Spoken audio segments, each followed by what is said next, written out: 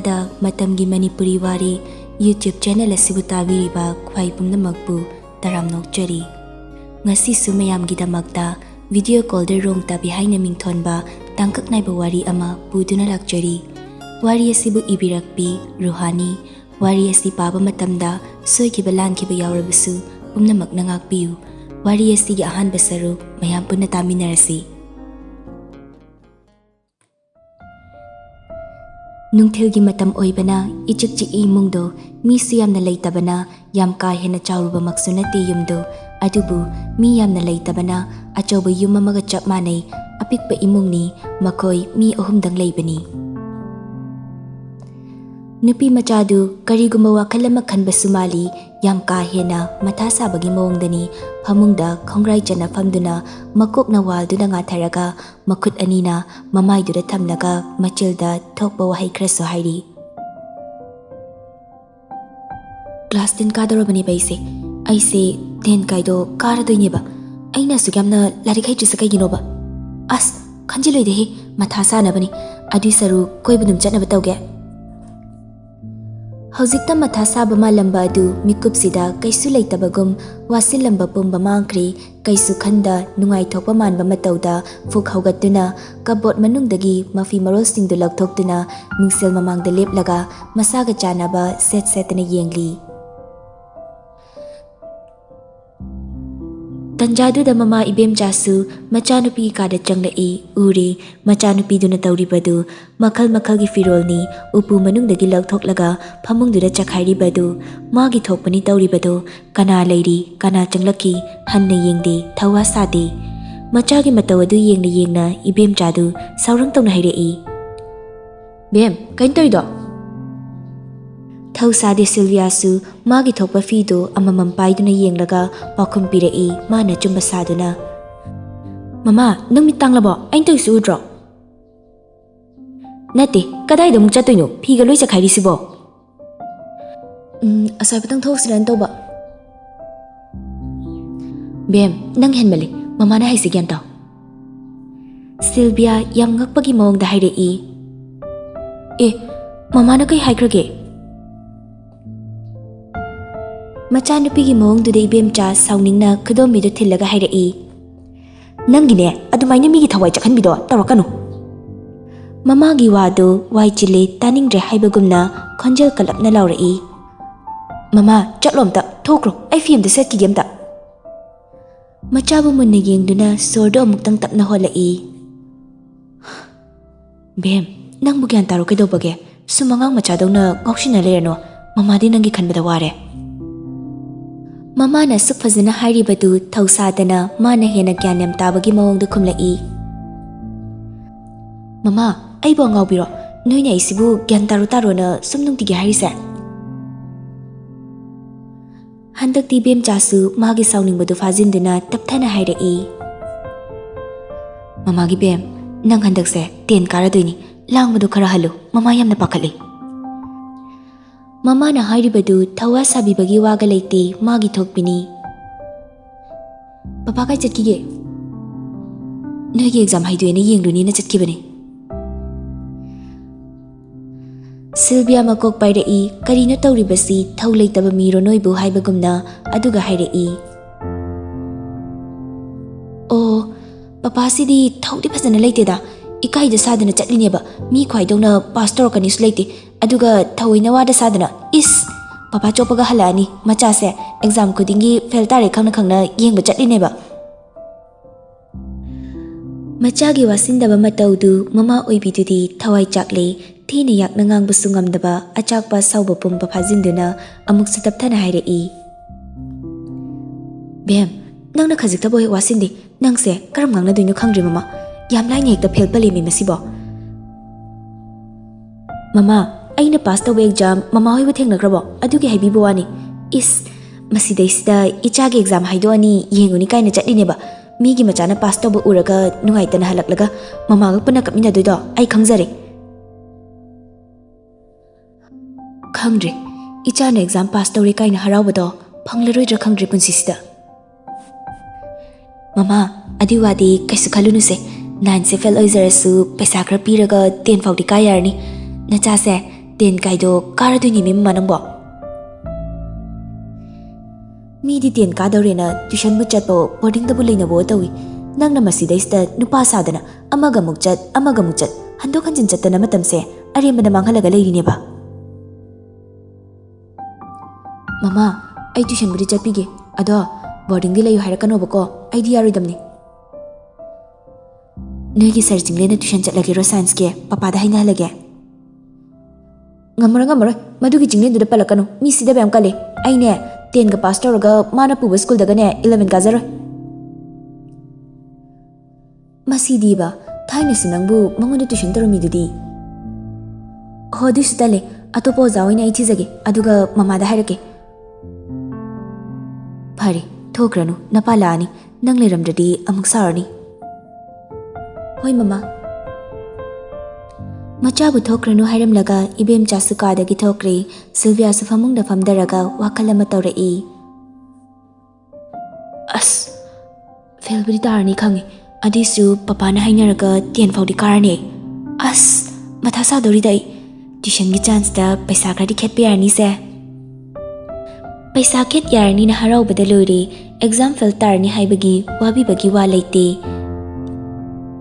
Ibohalsu exam haidokpa yengluraga halai gari du sumangda khamlamlaga nungaitani mungda changlaklaga sofa duda gitfam thai walan amata ngangdana makok pairaga tumina lei tanjadu dai bem chasu kitchen lomdagi tholakpada mapuroibana nungaitana famlibadu uraga manakta changsilaktuna tapna famlai mapuroibagi sukthaba maithongsi ubada khangle karigino haiba Asumna machagi exam haidokpa khudingi yengba harauna chatki adubu halakpadadi suktharaga dum halai ngasi khaki wanate masi makhoigi mungda toina thokpa thagdokni adusu machagi exam result out toba khudingi halakpagam ta khangaudre kyam kuirage kuidri result kamai tawrage hanadagi ahung balaiti Hairiba wadudai bem chadu nungaitre khanbaga tawbaga chumlambasida oiramgani khangnasu hanglubani oirambasida amukka hena nungairaktabani upai leite makhoi anigi naitong pukchabi mangau thibi machadu panduna nungaitana sonjabasi natana Mamagi bem nangse onthokna gyan tadi dako tendana kamai tawdino lairik ta suk amna thawai yaudrisbu karigino haiba Bem dilai kibra Laikibani magi kada Migi mama mapana macha exam pass tawre kaina haraubudu uraga ai mittagi pita ki ba khangaude moi pasu thoine hek yengba chatle ibohal sor sang no hondok laga pass ka do hek torakladi na khanbani pre nursery dagi 9 foktam lakpasida pass tawba amuk pho hek yaudri dai gi chanu pise kana bu lawdana tawrino khangri Haira sunganglasu magi thokpa ma hekta khumdorei Bem koro wari sagi Hoi koroke Masi haidana famlambada hawatuna Sylvia gi karomda kakhatkre kaukawdana Bem nang papa namda la oye Sylvia toilet ta lot libani ngasai mapana thawai nungaitana halakibadu ubada masana khangna toilet manungda lot khrabani Mamai bem chasu kaukawdana machagi kada changlai ngasaida firol chakhaiduna lehobadu haujikna leramdabasida khara kana kawrai Aima kadai da legi mi bem nangbo Sylvia su toilet manungdagi laurai Mama ai thi vai ri kaigino Bathroom toilet punna ka manungduda attach tawbana machana laurakpado toilet tagini haiba khangi Machagi kadar du sukhangbana thawoina lotlibani haibe sukhangi aduna toilet lairiba domna changduna thong de thilaga hairai Yare kadar da toranu thogro sat Thi bai basibu kadar to bako broma noi haujanu he Hai thoglo me nangbo kari su phuro chero haibani ne Mama I feel taraba natro Masibu yongani kaya da thoksa dibani yongmi Mama khumu ai thoklage ba chatlo ba sa tholo ko thok tawle ranu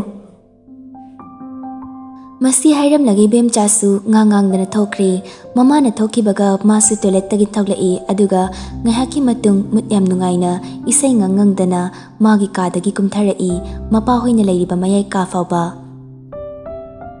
Sylvia isai sakna mama mapa anina leiriba kadi yoksilai mama mapa anina sukthana nungaitana leirambadu uraga Sylvia mamon ka noksilaga mayoknana thariba sofa duda famtharai Papa Kaidorage, nasangam draba. Bem. Kaya papa.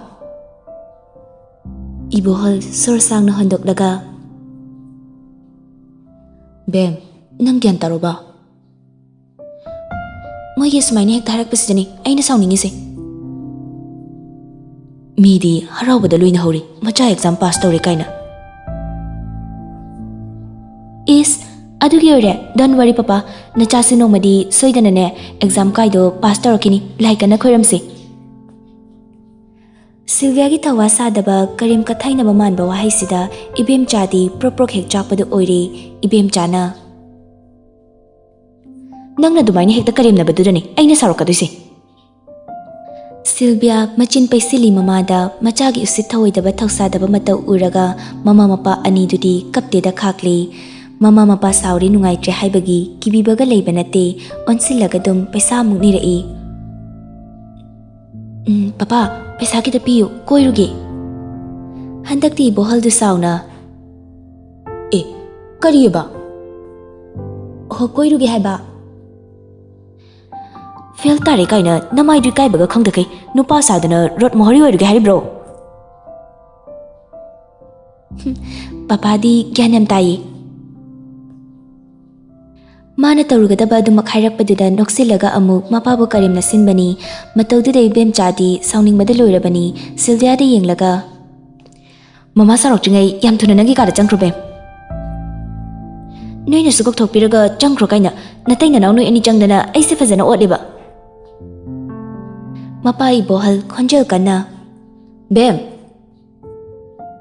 Noina poglise ai thandana tra papagi naral singse aina natradi kanan lushin bidoino Aina chatningba chaningba kusi tawdini papasu thabak tawrabiduni yare ai larik ka hitrasu Masibu kana lawri numi mamadi nang donodi tawjarakte he Mama adu ergana papa lawri oramni Mapai bohal stauna Bem Sylvia mapa don silagadum isai saktilai Ho aigi papa nungsiba thaduklu awa bawa khal Macha bu phuba sungamda ibohal thina kana cheiba sungamdi macha mathantanina cheiraga fururaga macha na nungaitana leibedusu yengma ngamloidabanina upai leita tuminna leikre Sylvia siluna tawi matik langshinaba ngaushinabada lairik ta pukning chunglamde exam fail tarabasu mi paiba pokte Papa nungai taba tawno aina fail taraga mama ga papa gana sumthawai nungai chuida kaigino Bem handak su principal gi makhum kolaga haizaraga 10 fawti ka ba yarani board exam thabadi paisa pibasu yaroi makhum kolasu yaroi ni Bem Mapana duk thawai wana hairak libadu taraga amuksu kari sukhandana hairai Thaina daiso dum fel tarasu hainaraga class hanjina bida tamlaklini ten gi dine kaisu waganu nacha taw kharakyung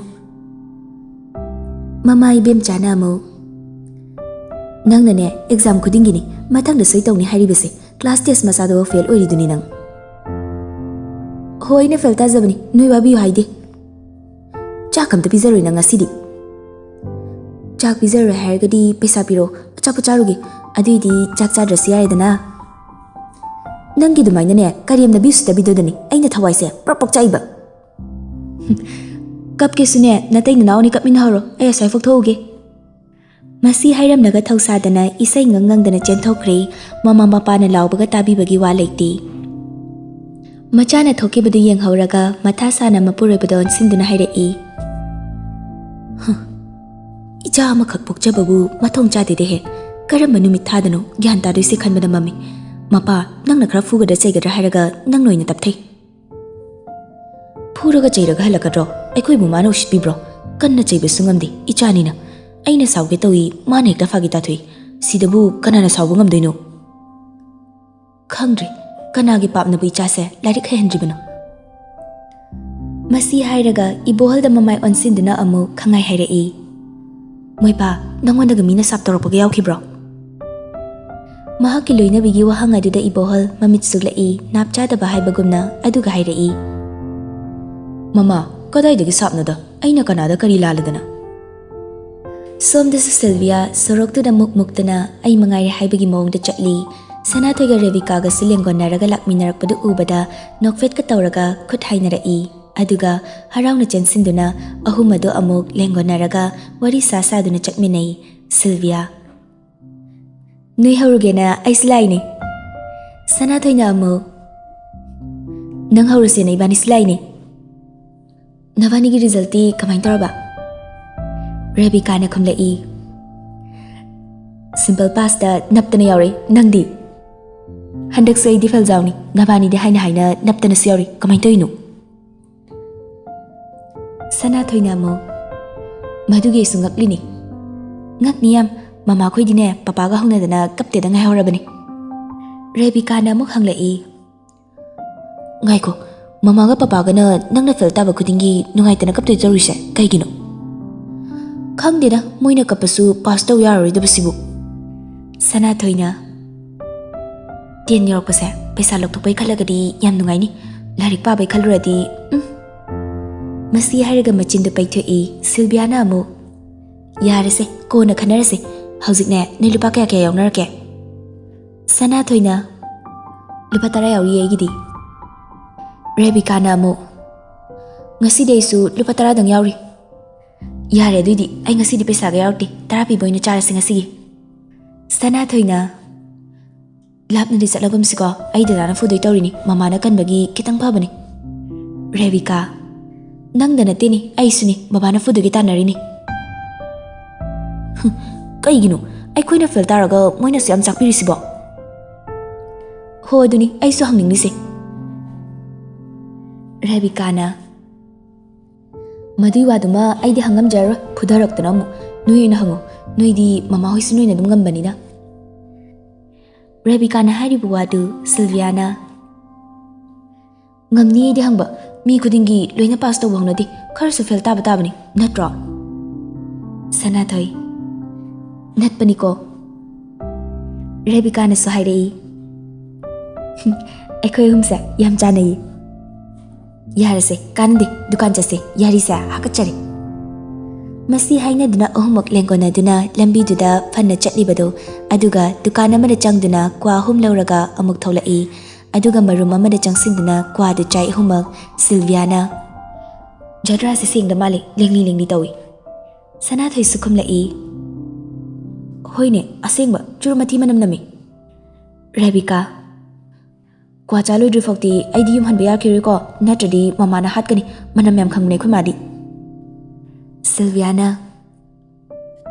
madui de idi kem khanbi de wangang de bi chungring changaga phamung da phaisu spo tumudini chak charam dai da hok jak chani mama na budi ngasi se ai chak bizaru na hayobani Sanathoi na hairei aikhoi hum sina ne yum sinak nar masu fadawni lapnar basidani sorry se lekai amadigi wera madi fadawni nangasi chak bizaru haida naknar magadi aikhoi der saidana wari ni aisu bizaru hairina khalu nui da boiro Rebecca hoi da boiro amadi tawya bani lapnar basidane pharak am tahali base Sylvia da muk onsilaktuna hairei natraga nangasi nangai khoi da leirosira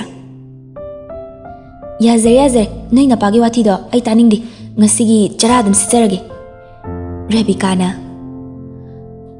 hoida nong phadok sitpabu natro kwa du saina muk hairei school sukadam nina paisa loba farak ta hendakti Sanathoina ibema ai suni yarese adoda lairi ai hore nungdangi chanaba kwa amte sot kislau Sanathoina nungdang kwa chadre aidi nui chadragasu aidi tokpa yaba nati ama solu semta hoi masi haiduna dukandagi kwa solai aduga Rebecca ga Sanathoiga satkre Sylvia su mayumlomda tapli lai Lambida sum lakpada Sylvia kwa charakpagi machildu makhut anina haifet khumduna khongyangna thangduna lai. Tanjaduda manglomda nupa amasu activa ama thauduna laklami. Gari adu khara kana thaurakpana breaker leiribadu uhaudabadagi break khangfa fabada haifet tuge tawi. Matau adu Sylvia haifet noi nupa adusu mamangda mi leirambaduda haifet ikai boy kai oi hanna yenglamda amuk thaukhre. Sylvia so hanna yenglude. Asumna mayum yoksilakpaga magi kada changkinaba tawi. Mama ibemcha mokhang mettuna hairei. Kuiru hairaga kadaida muk phairurino? Sylvia thawa sadana khumlai. Mama nai chak pizaro habi natro ai tumba change. Masi hairamaga chumdring magi kada kakre aduga famung kadada phaijup chingkhattuna hipkhre. Numidangi matamni chak ising thongba loiraduna chanaba Sylvia ko changlai ibemcha. Bem se tabro chak char se hogalo. Sylvia di nungaina tumkhibana mamana kauribadu taramde ibemcha changlaklaga machagi masa nomduna haudorai. Sylvia maya launa kaduna hakamga chalaga. Mama kaino? Chak charwasi. Mama na ngasi ay chak pizaro haidayne. Chak lambadadi loirabani chak charsi haudok piraklingaida wa makhatada chagi haibaga khanbanati yamna usit thawaidabagi mawongni ibem chasu machagi mawong khangbana tapna dum khumlai. Mama na fagi tawbani lao. Ma kay hinjang thongge? Nga thongi. Sylvia fukhawgalai aduga khangai hairei. Mama asingbira ai felta bagi nga thongna ganungai taw phongdok liro. Mama wayam na ngangalakanu bem. Sylvia sinoksilaga. Lao mama chak chawarse. Mama macha ani du asumna kitchen da changminarai. Sylvia felta rehabagi nungai tabaga karimta pokpi banate mapa se sauri nungai tre adudi ai kai tawsige haina kina khangna chatpasu leite harau nokna mapagi manakta famlai. Sylvia mapa don sinduna nofet tawraga. Papa. Mama na mo. Naya duhiga trasyare. Chahi ahumgi matungni class 12 ahanba kaba numitni Sylvia Rebecca Sanathoi makoi ahum su hongna duna lakminarai gari tongna ahum duwari sanarai. Sanathoi. As 12 karasibo nupa amboy phangdi lebksi. Rebecca na mo fangnida ngai bada kalu. Sylvia na hairei. Is nangi leirina phausari raba. Adiwa na timi. Makoi hum sa sumna school su yoraduna karidagi kumlai wari sana duna school changlaklaga makoi classroom thiraga changlai. Ahan maga oiri migi yamna laknaramdri section ga pullabanina ahumag pulap last bench sa phaminai. Sanathoina. Sina fare ozana lairik taklingai uirasu ubiraroi. Sylvia na mo. Wari sanarsu khangaroi. Rebecca.